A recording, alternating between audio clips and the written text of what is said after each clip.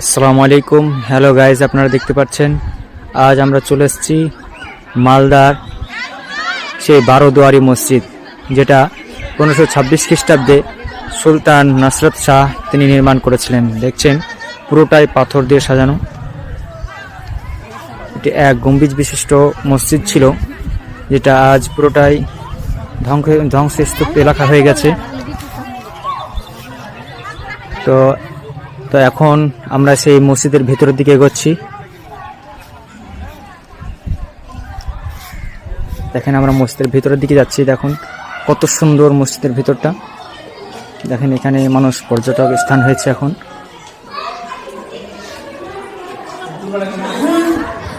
খামগুলো কত বড় বড় দেখুন।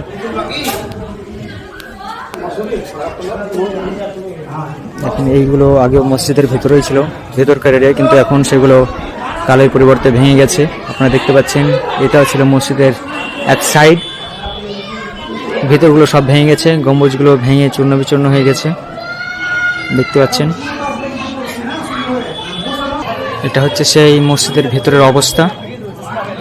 যেটা আগে গম্বুজ ছিল, পুরো ছাদ ছিল, সেগুলো এখন ভেঙে গেছে, ভাঙার চিহ্ন আপনারা দেখতে পাচ্ছেন।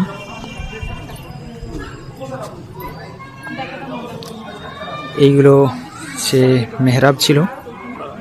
এখানে একটি, দুটি, তিনটি, চারটি, ওইদিকে চারটি, 8টি মেহরাব।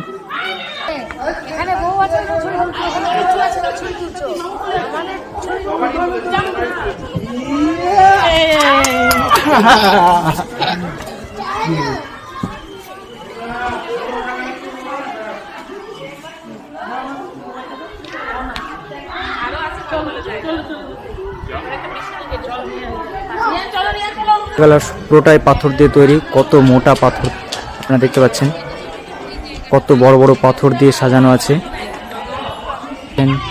মসজিদের এরিয়াটা দেখতে পাচ্ছেন কত বড়।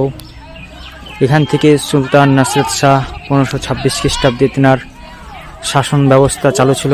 তিনি এখান থেকেই পুরো বাংলা, বিহার, উড়িষ্যা শাসন করতেন।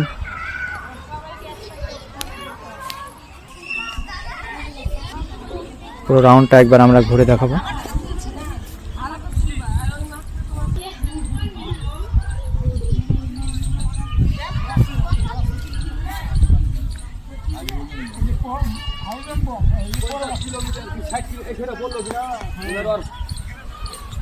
এক সেনে মরবে 50 কিলো কি 60 কিলোমিটার দূর থেকে লোকজন গাড়ি ছাড়ি যায়।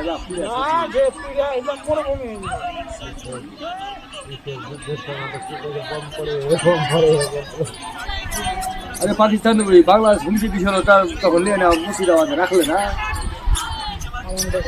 আমার রাখিনি মুর্শিদাবাদে ছাড়তো।